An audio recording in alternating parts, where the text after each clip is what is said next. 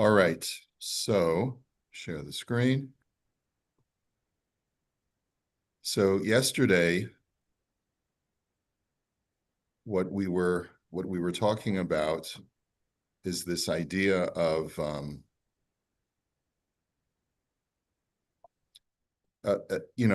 Rabbi Cohen, who is the author of this sefer, basically said that if a pressure is applied to someone to sell an item, b'di'eved, the item is considered to be sold, even though what he did was a violation of the Torah. There doesn't seem to be any wiggle room in this very short tshuva that he provided to say that you can nullify the sale. So we had started looking at some of the background, which starts with the Gemara in Bava Kama. Amrlo Rav Ada. So the whole thing that we started saying is that Madua im kafu oso limkor mechiroso mechira. They asked Rav Huna, why is it that if a person is coerced to sell, then b'di'evid, the sale is still a valid sale, even though the Torah was violated? Amar Rav Huna, afilu talyuhu. Rav Huna says, even if they string him up, Pirush taluas haba'olim v'inu osu b'yisurim v'zavin, umachar zavine zavini mechiraso mechira. That even if they string a guy up and afflict him, torture him, until he agrees to sell, the sale is a valid sale. B'shol and b'gemara, matam hadavar kishemachrichem adam limkor mechiraso mecha. Why should that be? Where's the justice in that?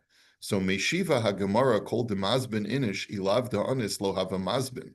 He says, because anytime a person sells personal effects, he's doing so under some level of duress.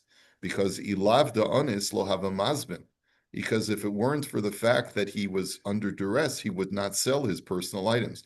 That's where I started telling you about this Johnny Cash book.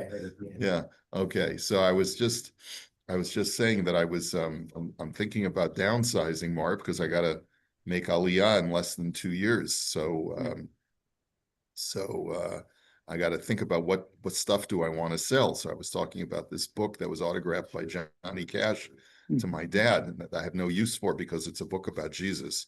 So that Johnny Cash wrote, called Man in White. So anyway, What's the name of the seller? Do you have to put Rabbi Croft? Well, I might give the backstory, Kishemocher adam mechafatzav im lo sha'anus haya machmas hadoichak sheyesh lo tzarachach shebesov bekesef lo haya mocher. He says, because anytime a person sells something, there's a certain level of duress. Because like you wouldn't want to, people like stuff. And unless there's some pressure that's applied on a person to sell his items, he wouldn't sell, either because he needs the cash or because he needs to downsize, or but the fact is that if a person would be independently wealthy, wouldn't have anything to worry, and he's got infinite space, then he would never sell anything. Like, what's the point? What do you need? What do I need to sell it for? He acquired it originally, so he obviously wants it. So he acquired it, so he wants it. There's value to him. So why would a person sell? So the Gemara's conclusion is there's always some level of duress when you sell an item, at least a personal item.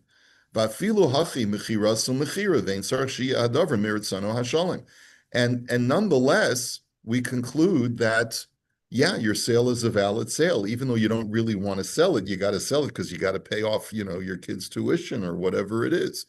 V'hagemara docha l'tam zeh b'dilma v'shema shoyna oines shel atzmo kegon shehu zakuk lekesef me'ones shenenas al yedei achim shemachrichanos olim kora shelo.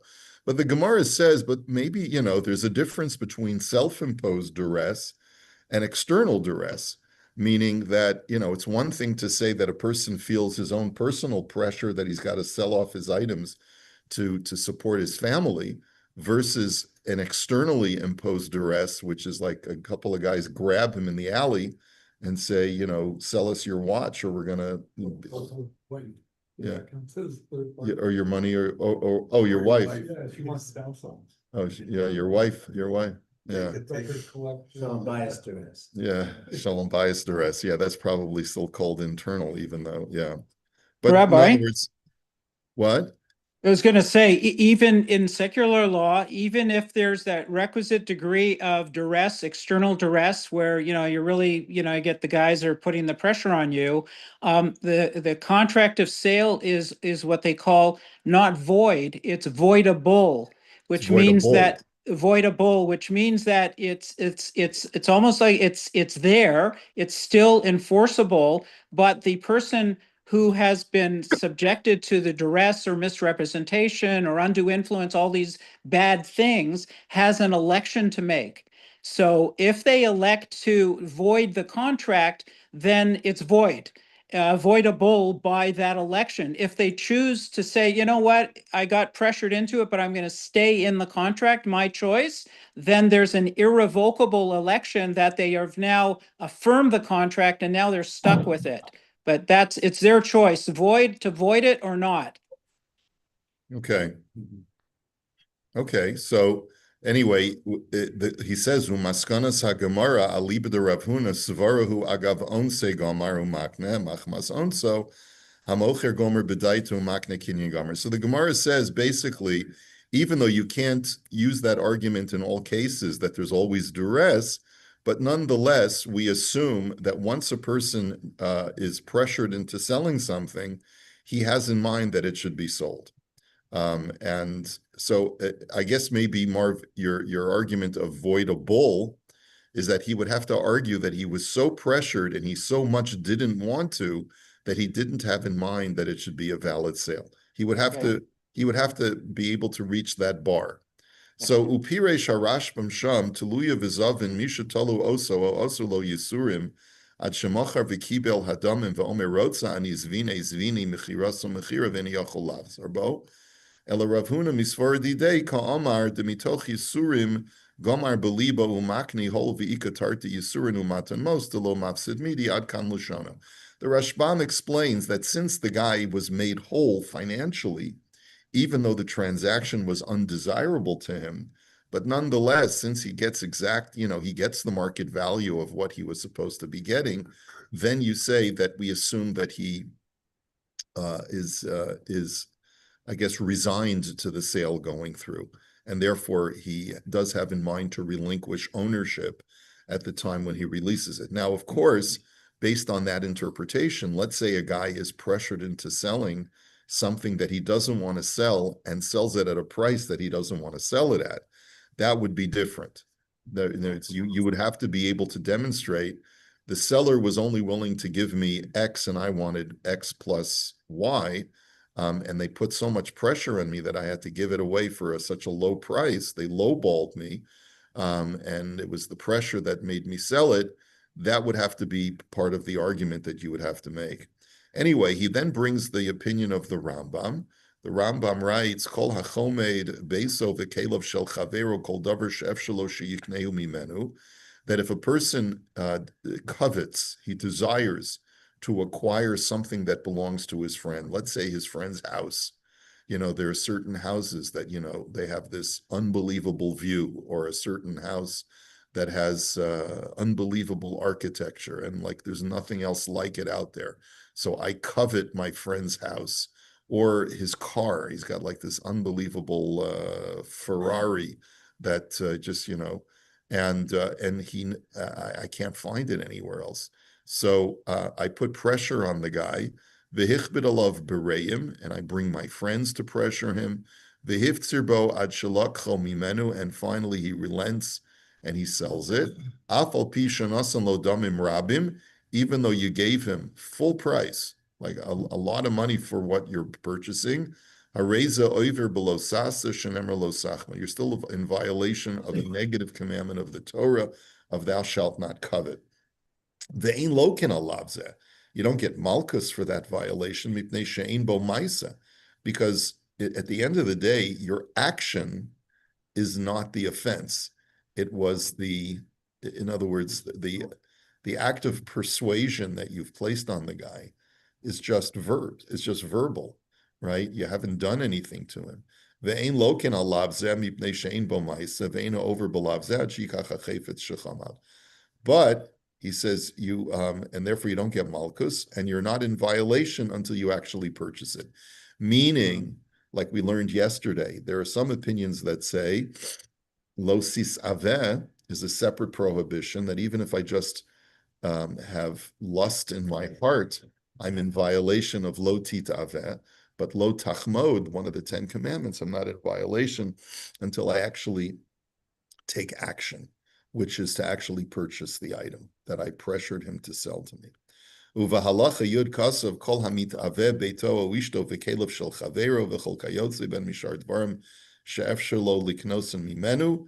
He says, and then in another halacha, the Rambam writes that anyone who lusts after his friend's house or his wife or his effects, and anything like that, that could be conceivably purchased from him, Kaven shechoshav belibo, heich yikne davar zev v'nispata libo b'davar, avar below sasa shenemer lo tit aveh.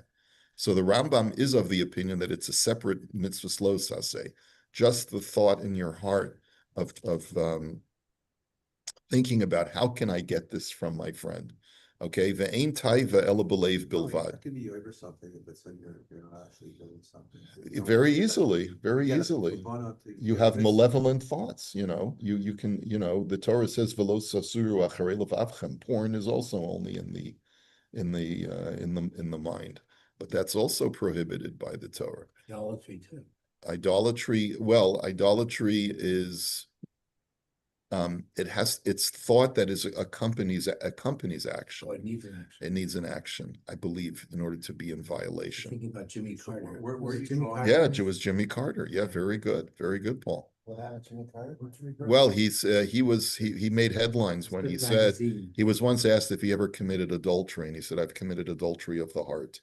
He confessed to that. He was an honest man. He Terrible. turned sour for the Jews later on in life.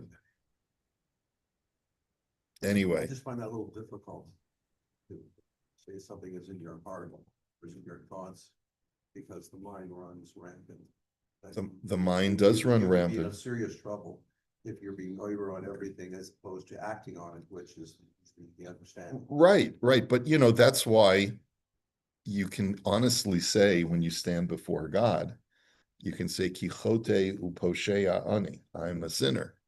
I am a sinner, because even though I may have acted in a saintly fashion, but a lot of the time, a lot of the malevolent thoughts that I have, we have these negative thoughts about other people, and all the time. Jealousy, anger, resentment. A lot of these are, anger is an Aveira also. Yeah. So Anger is an action, you're actually. no, doing not something. necessarily. You're just in your heart saying, Yeah. You can hold I it hate in. this guy. And Yeah, I hate this guy. Ugh, I'd really love to throw him under a bus. Yeah. Yeah. You've never had those feelings. Is there a difference, Rabbi, between cultivated thoughts and thoughts? Fleeting Yeah. versus cultivated. Well, it's a lot, it's all degrees, right? How long do you marinate in those thoughts? Yeah. In secular law in Canada, you have to have, especially in criminal law, you have to have what they call an actus reus, a bad action, and a mens rea, which is a bad thought.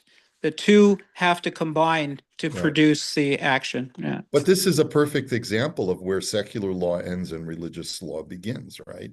In other words, secular law was never designed to fashion moral people within society. That's not the function of secular law. The function of secular law is to maintain civility within society so that people feel safe and people feel that they can conduct their business without being harmed in the process. Yeah, or well, not just violent, just to maintain peace. And so that's why you can't always look at secular law as your guidepost as to how to lead a moral life, right? Because morality is religion based, and this, what was it that's in Christianity they have the 7 deadly sins, and they're all sins of the heart, right? You know what I'm talking about, the 7 deadly sins. You've heard that? I'm seeing this word you can't say on TV. Oh, come on, guys. Okay. Hey Siri, what are the 7 deadly sins? The 7 deadly sins function as a grouping of major vices within the teachings of Christianity. Should I keep going? Yes. In the standard list, the 7 deadly sins according to the Catholic Church are pride, greed, wrath, envy, lust, gluttony, and sloth. In Catholicism, the classification of deadly sins into a group of 7 originated with Tertullian and continued with Evagrius Ponticus. The concepts were partly based on Greco-Roman and biblical antecedents. Thank you. Okay, so, but those are all, they're based on Torah values, you know, but the 7 deadly sins are all sins of commissions of the heart, right? Sloth, I love sloth. What is sloth? Sloth is laziness. Like, I don't want to get out of bed. Like a sloth. I don't want to go to shear. That's the deadly sin. It's a deadly sin, yeah. If your teenager skills. I mean, we wouldn't consider them, Like not going to shiur is a deadly sin. Yeah, no, like- Catholic religion. well, It's different when it's 2 o'clock in the fortunately afternoon for the versus, like- Catholics, there's not much that they require you to do action-based. So that's why there's a greater emphasis, greater emphasis on sins of the heart, right? But in Judaism, like, you know, and the truth is, you can always learn from another religion. We are so action-based in our emphasis because we have 613 mitzvahs that we sometimes forget that there are also sins of the heart. And so we would do well to remember that. So anyway, so this is the Rambam What says, you're saying is all of those mentioned are sins in Judaism. absolutely. Ah. They don't rank as high as stealing Yeah. or murder or cursing or violating Shabbos or, you know, exactly. Or eating chazer treif.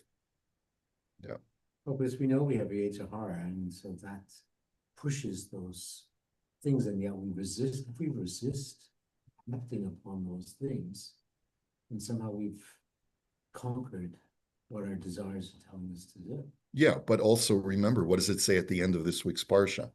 Vayar Hashem ki ra'as, what is it? That God saw that man's actions were all evil. V'chol yetzer machshavos libo, and the entire inclination of all the thoughts of his heart, rak ra kol hayom, were evil the entire day. In other words, one of the reasons why Hashem decided to destroy the world was because man was filled with negative thoughts for his entire life. Mankind was not functioning properly because he was having these malevolent thoughts. Whose fault was that? Okay, whose fault was it? So you could say that it was because of the nature of the way that Hashem created man. And therefore Hashem said, okay, we got to start again. And that was the whole function of the Mabul, right? Was to basically reduce man's Yetzer Hara to some degree, which is a whole discussion that we won't go into now. But nonetheless, whatever remnant we have of what we were like before the Mabul is, you know, man has an obligation to suppress his evil thoughts to the same degree that he has to suppress his evil behavior. Okay. Isn't that just the basic thing you said? So Judaism is deed and creed, and Christianity is just creed. Yes, That's just the bottom line. that's the bottom line. Yeah, I mean, within, you know, I mean, they yeah. can't.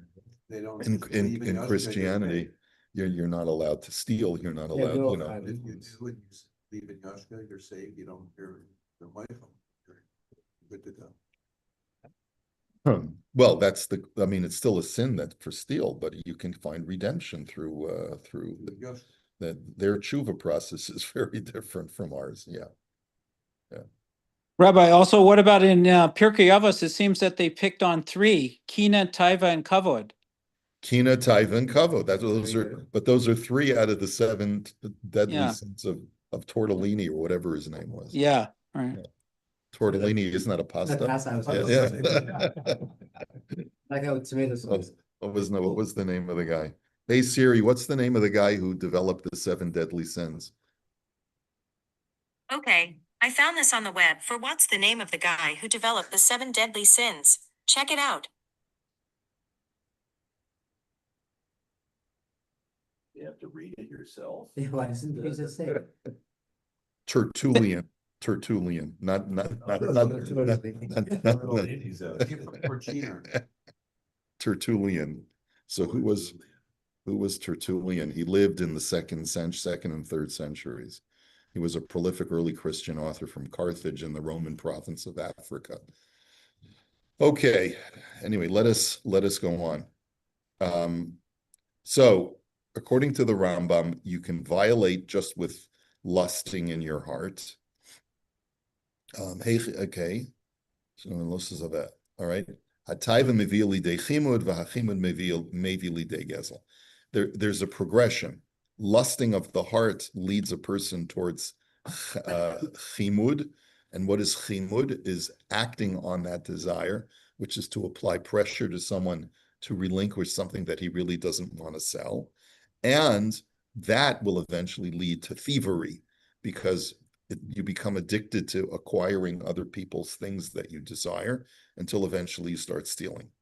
Uvahalacha yud beis kasav shahamisave oiver belav echad v'hakoine davar shehisave behefzer shehifzer b'va'olim b'vakasha mehen oiver b'shnei lavin.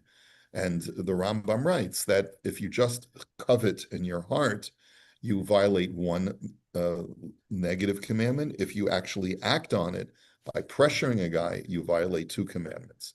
And then if you steal without paying him, then you violate three commandments, which is coveting, pressuring, and then stealing. Okay. Now, then he goes on. He just traces the sources through the Shulchan Aruch and et cetera, et cetera, et cetera. So there's the general rule is, and I think that this was oversimplified in the response. The general rule is that if a person is pressured into selling something and he gets fair market value for that item, halachically he doesn't have any legal recourse to say that I was under undue influence. Secular law takes more of that into consideration, the undue influence, but I'm sure that there is a threshold that even halacha would say that we can clearly estimate that you did not mean to sell this and you only did so under duress. I don't know why there's so many blank pages. Okay, let's go on now to Hilchos Hona'ah, where you defraud someone by paying them less than the value of the item or overcharging someone when you're the seller. We learned the laws of Hona'ah extensively a few years ago when we studied the Imre Yaakov. So this is like a nice review. What? Is this the sixth aspect? 1/6? Yeah. Yes, the 1/6, right. It's interchangeably called Hona'ah or Ona'ah. Just like the word Agada can also be called Haggadah. So sometimes the aleph and the hey are interchangeable on certain words. Okay, Ne'amar b'Torah seinu v'chi timkaru mimkar la'amitecha o kano mi'er amitecha al tonu ish et achiv. It says in the Torah that when you sell something to your friend or you purchase something from your friend, do not oppress a person. You may not oppress your brother. So pirush milas ona'ah hu ramos. So the word ona'ah means in any way is a form of deception. Vihi mitzvahs lo ta'aseh. It is a negative commandment to deceive someone to the point where he thinks that he's selling for fair market value when he's really not getting fair market value. The kach darshu rabotenu kishehu omer v'chi timkaru mimkar la'amitecha al tonu harei be'onas mamon hakasav medaber v'kachu gam peshuto shel mikra kamuvan. And our sages say that explicitly, and that's the simple pshat of the verse, which is when you buy or sell, don't rip someone off by giving them less than what the item is worth or overcharging them for the item. Now, obviously, this has parameters, but let's understand the reason first. He says, "V'tam mitzvahos hu davar shahaseichel meid olav." He says this is very logical, as far as why the Torah prohibits this. V'ilmolei nichtav dinhu sheyikaseh. Even if the Torah hadn't written it, we would have assumed that this is a moral behavior. She'ein roi lakachas mamun b'nei adam derech sheker v'tarmis. That you shouldn't extract items of value from another person using deceptive practices. Ela kol echad yizke ba'amalo b'mesh shechananu ha'elokim ba'olamo be'emes u'v'yosher. But rather, every person, when he sets out to acquire assets, should do so with truthfulness and uprightness. Ulachol echad ve'echad yesh bedavar hazeh to'eles, and this is beneficial to everyone within society. Ki kamo shehu lo yoneh acherim, gam acherim lo yonu oto. Society functions better when people don't rip each other off, because just like I can't rip him off, he can't rip me off. Va'afim yeh echad yodei l'ramos yoter mishar b'nei adam. And so, there will always be a guy who's a better swindler than I am. In other words, so a person shouldn't say, well, the Torah is not fair. I'm a much better negotiator or smooth talker, or a guy I can use sleight of hand better than other people can. I'm a better influencer, and therefore, I have an unfair advantage if the Torah limits me, because there'll always be someone that's better than you in sweet talking his way into a deal. Ulai banav lo yiyokain v'yaramu osam b'nei adam. And even if you are the best, maybe your kids will be swindled by someone who's a better sweet talker than them. V'nimsa shahadvarim shavim lakol. So this is a law that actually is to the benefit of the entire world. V'shehito elet rabba b'yishuvo shel olam v'Hashem baruch hu lasheves yitzara. And it is for the benefit of a habitable society, which Hashem wants. Hashem wants the world to be inhabited peacefully. V'noheges mitzvahos b'chol makom u'b'chol zman b'zochar u'nekevos.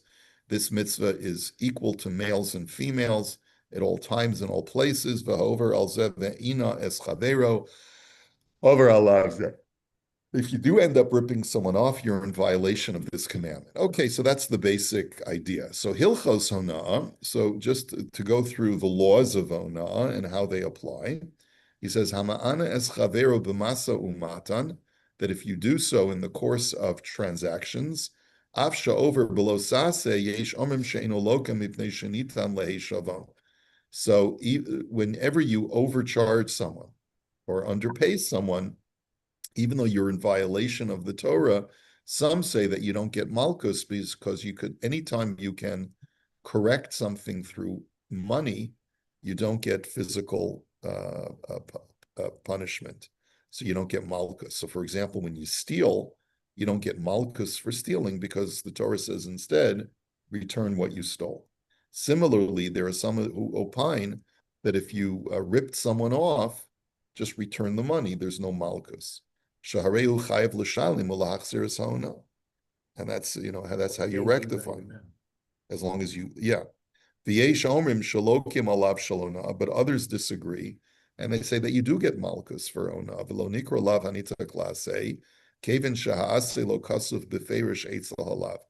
And the reason is that some say you get malchus is because the Torah doesn't say explicitly that you rectify the prohibition of ona by paying the guy the fair price, so or giving him his money back. So and for that reason, some opine that you do get malchus. So that's just the question of whether there's malchus or not. Jews and Jews? Jews and Jews. No, we learned that it's Jews and non-Jews as well. You cannot rip off a non-Jew. You cannot rip off a non-Jew. Although the question is, what is the remedy when you rip off a non-Jew? The remedy might be different. There might be a difference in halacha between a Jew and a non-Jew. These other halachas just between Yidden, and then all of a sudden here it applies to everybody. No, not all. A lot of the halachas that we talked about apply to non-Jews as well. So Right, it's mostly rivers. You're not, the prohibition of lusting after your neighbor's wife doesn't just apply to Jews. It applies to, No, you no, can't I lust understand, after but I'm your, talking about Choshen Mishpat, where specifically. yeah. A lot of the Choshen Mishpat law applies to Jews and non-Jews alike. And a lot of it applies even when there's differences in, let's say, the remedy of that law. Okay, so we'll have a great Shabbos, everyone. Oh, that we had a full week of learning, right? No, it was just 2 days. Okay. So hopefully Bezrat Hashem will resume on Monday. Take care, Marv. We'll see.